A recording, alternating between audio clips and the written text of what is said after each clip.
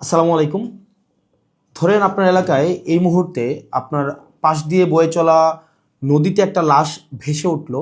তখন আপনি তৎক্ষণাৎ পুলিশকে খবর দিলেন যে এই লাশটাকে উদ্ধার করার জন্য, যে এই লাশটা এসে উদ্ধার করে পোস্টমর্টেম করে যে আইনগত প্রক্রিয়া আছে সেগুলো মেনটেন করার জন্য পুলিশ আসলেন। পুলিশ এসে সেই লাশটা আপনার বাসা থেকে ফর এক্সাম্পল 50 কিলোমিটার দূরে আপনার সদর হসপিটালে নিয়ে গেলেন। সেখানে পোস্টমর্টেম করা, সেখানে হচ্ছে ডোমকে রাজি করানো, তারপর হচ্ছে জানাজা, দাফন কাফন, এই প্রত্যেকটা কার্যক্রম পুলিশ নিজে উপস্থিত থেকে করলেন বা করেন। এটাই, পুলিশ ছাড়া এই কার্যক্রমগুলো কেউ করে না। অথবা কেউ হারিয়ে গেলেন, অথবা কেউ আত্মহত্যা করলেন, এই যে কার্যক্রমগুলোকে আমরা পুলিশকে দিয়েই হচ্ছে আমরা করতে হয়। এখন কয়েকটা প্রশ্ন এখানে।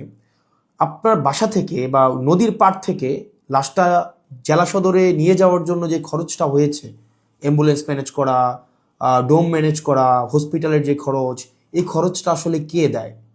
এই খরচটা দেয় হচ্ছে সেখানে নিয়োজিত যিনি দায়িত্বপ্রাপ্ত এসআই, কনস্টেবল বা যিনি যান, পুলিশের যে সদস্য যান, তাকেই কিন্তু এই খরচটা বহন করতে হয়।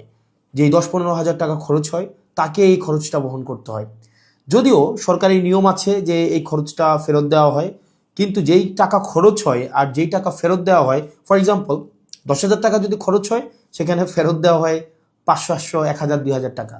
তো সেটা দেখা যায় খরচ হওয়ার তুলনায় প্রাপ্তির যেই ব্যবধান, সেটা দৃশ্যমান অনেক বেশি ব্যবধান। তো এই পুরো খরচটা কিন্তু পুলিশকেই বহন করতে হয়। দ্বিতীয়ত হচ্ছে, আপনি যদি আপনার এলাকার থানাগুলাতে যান, থানাগুলাতে গিয়ে যদি দেখেন যে আপনার এলাকার এসআই, কনস্টেবল বা আপনার যারা সেবা দিয়ে থাকেন যে পুলিশগুলা কোন ধরনের পরিবেশে থাকেন, আপনি বিশ্বাস করেন, যদি আপনি ওই পরিবেশটা দেখেন, আমরা ইউনিভার্সিটিতে যেভাবে গণরুমে ছিলাম, এক রুমে গাদাগাদি করে অনেকজন, ফ্লোরিং করা, শুধুমাত্র তোষকটা থাকতো, উপরে ফ্যান নাই, যথাযথ পয় নিষ্কাশন ব্যবস্থা নাই, তারপরে হচ্ছে ভেন্টিলেশন সিস্টেম নাই। একটা মানবীয় জীবন বলতে যেটা বোঝায়, আপনার থানাগুলোতে পুলিশরা সেই ধরনের পরিবেশে থাকে। এখন একটা পুলিশ আপনার ডিউটি করে এসে রাতে যদি এই ধরনের একটা পরিবেশে ঘুমায়, আমরা কি তার কাছ থেকে প্রত্যাশিত সেবা আমরা কিভাবে এক্সপেক্ট করব? মানে এটা এটা একটা মানবীয় জীবন থানাগুলাতে আসলে পুলিশের জন্য ব্যবস্থা করা হয়েছে। এত বছরেও পুলিশ এই সেবাগুলোতে, এই মৌল মানবিক পুলিশের যেই বেসিক যে সেবাগুলা, সেগুলো এখনো পর্যন্ত কিন্তু সংস্কার করা হয়নি। তৃতীয়ত, সবচেয়ে গুরুত্বপূর্ণ এবং তৃতীয়ত যেই অসুবিধাটি আমি থানাতে দেখলাম এই কয়েক মাসে, সেটা হচ্ছে আপনার থানা থেকে একটা অপরাধ কার্যক্রম সংগঠিত হয়, ফর এক্সাম্পল 15 কিলোমিটার, 20 কিলোমিটার দূরে। একদিনে অনেকগুলো অপরাধ কার্যক্রম সংগঠিত একটা থানায় হতে পারে। পারিবারিক কলহ, মাদকের সমস্যা, ছিনতাই, ডাকাতি, চুরি, একাধিক সমস্যা সেখানে ঘটতে পারে। এখন প্রশ্ন হচ্ছে, একটা থানায় যদি আমার 16-17টা ইউনিয়ন, 20টা ইউনিয়ন, কোনো কোনো জায়গায় তারও বেশি ইউনিয়ন, প্রত্যেকটা জায়গায় যদি কোনো ধরনের অপরাধ কার্যক্রম সংঘটিত হয়, ধরি 10টা জায়গায় সংঘটিত হইলো বা 5টা জায়গায় সংঘটিত হইলো, আমার এই 5টা জায়গায় কিন্তু তাৎক্ষণিক রেসপন্স করতে হয়। এখন তাৎক্ষণিক যদি আমরা রেসপন্স করতে চাই, সেই জায়গাগুলোতে পৌঁছাইতে অবশ্যই অবশ্যই আমাদের গাড়ির প্রয়োজন। মানে গাড়ি ছাড়া পায়ে হেঁটে তো নিশ্চয়ই এই ধরনের কার্যক্রমগুলোতে কখনোই পুলিশ তড়িৎ কোনো সিদ্ধান্ত বা তড়িৎ কোনো অ্যাকশন নিতে পারে না। কিন্তু আপনি যদি থানাগুলো যান, দেখবেন কোনো থানায় 10টা গাড়ির প্রয়োজন, 6টা গাড়ির প্রয়োজন, সেখানে থানাকে দেওয়া হয়েছে 1টা গাড়ি, 2টা গাড়ি।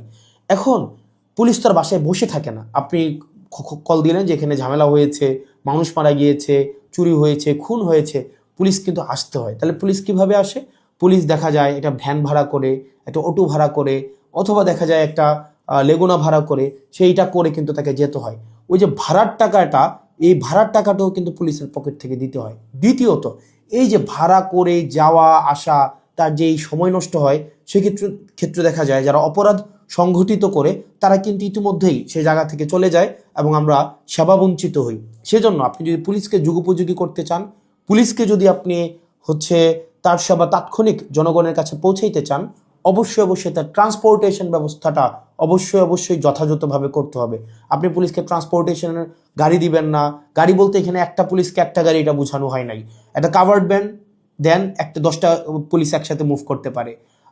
তারপর হচ্ছে একটা থানায় যদি আপনি 5টা 6টা গাড়ি দেন, তাহলে সেক্ষেত্রে কিন্তু ওই এলাকার অপরাধ কার্যক্রম অবশ্যই দৃশ্যমান কমে আসবে। কারণ পুলিশ ইমিডিয়েট রেসপন্স করতে পারবে। কারণ পুলিশ যদি ইমিডিয়েট রেসপন্স করতে না পারে, অপরাধ সংঘটিত হয়ে যাওয়ার পরে যদি রেসপন্স করতে হয়, সেক্ষেত্রে দেখা যায় দিন শেষে অপরাধী কিন্তু পালিয়ে যায়। সেজন্য পুলিশের দক্ষতা, পুলিশের সেবা যদি আপনি জনগণের দ্বারগোড়া পৌঁছাতে চান, অবশ্যই আপনার ট্রান্সপোর্টেশনের ব্যবস্থা উন্নতি করতে হবে।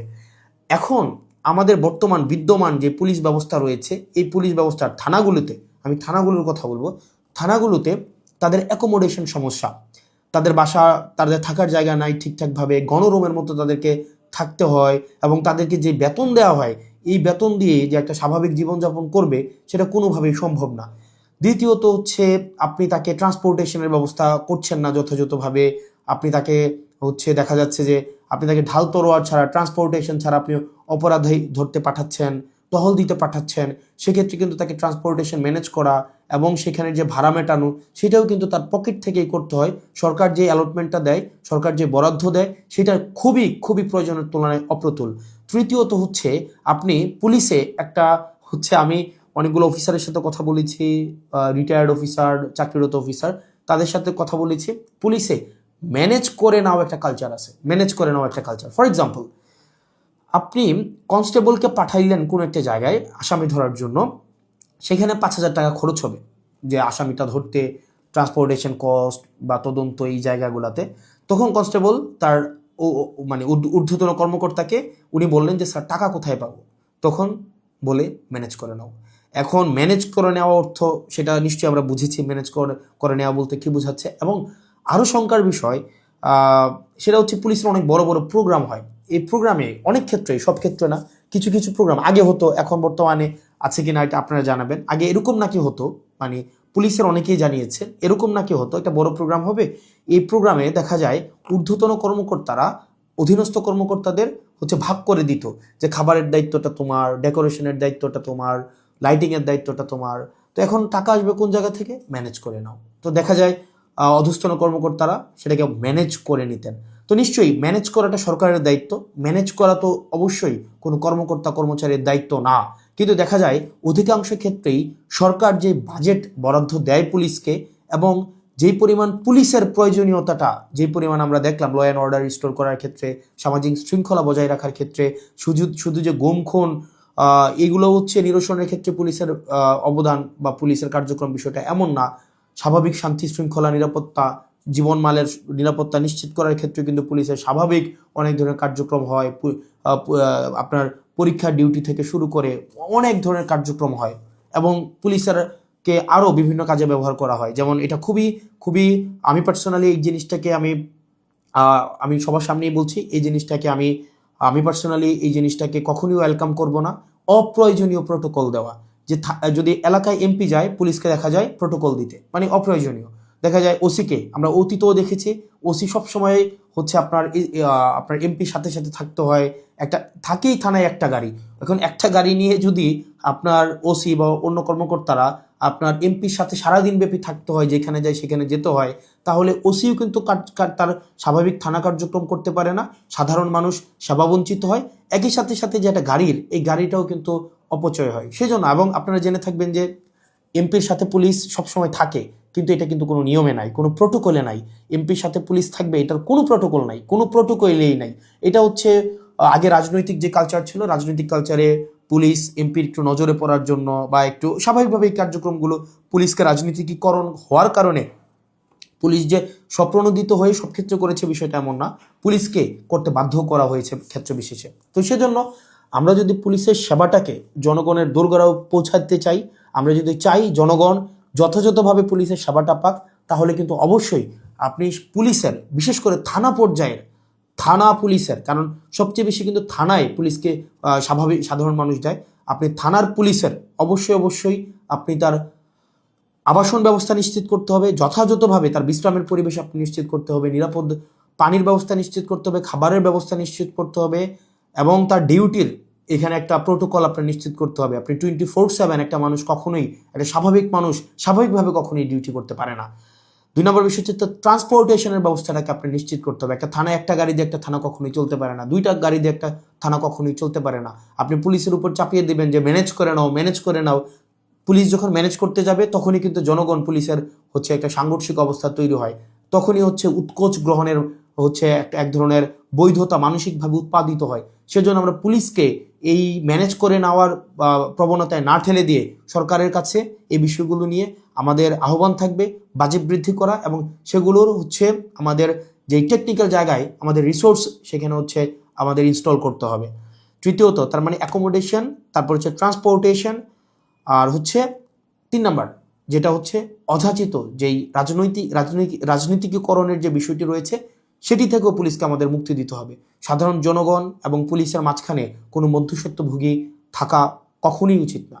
তো আমরা পুলিশের কখনোই, আমরা শুরু থেকে, আপনি যদি যান আমার টাইমলাইনে এখনও আছে যে অগাস্ট থেকে 2024-এর অগাস্ট থেকে পুলিশের যেই টেকনিক্যাল হচ্ছে রিসোর্স ইনস্টল করা, তাদেরকে সেটাকে এনরিচ করা, পুলিশকে জনমুখী করা, রাজনৈতিক প্রভাবে বলের বাহিরে নিয়ে যাওয়া, তাদের আবাসন, স্বাস্থ্য, চিকিৎসা সেগুলো যেন যথাযথ হয় সেটি নিশ্চিত করা, তার পেশাদারি যেই ব্যয় হয় সেই পেশাদারি ব্যয় যেন সরকারি খাত থেকে হয়, তাকে যেন সেটির জন্য ম্যানেজ করা কালচারে না যেতে হয়, সেটির জন্য কিন্তু আমরা গুরুত্ব দিচ্ছি। সেজন্য আমরা সংসদে এই বিষয়গুলো নিয়ে কথা বলবো যদি আল্লাহ সুযোগ করে দেয়, এবং যেহেতু সুযোগ করে দিয়েছে একই সাথে সাথে সরকারের কাছে বা মানুষের কাছেও যে এই যে পুলিশের, আমরা যে তৃণমূলের পুলিশের যে জটিলতাগুলো সেগুলো আমার কাছে মনে হয়েছে সবার জানা উচিত, যেহেতু থানাগুলোকে আমরা এখন খুব ক্লোজলি দেখছি, সেজন্য সবাইকে জানানো। আর পুলিশের প্রতি আমাদের সবসময় সংবেদনশীলতা রয়েছে, এবং আমরা চাই পুলিশ জনগণের হয়ে উঠুক, কোনো রাজনৈতিক দলের না, পুলিশ হয়ে উঠুক সবার।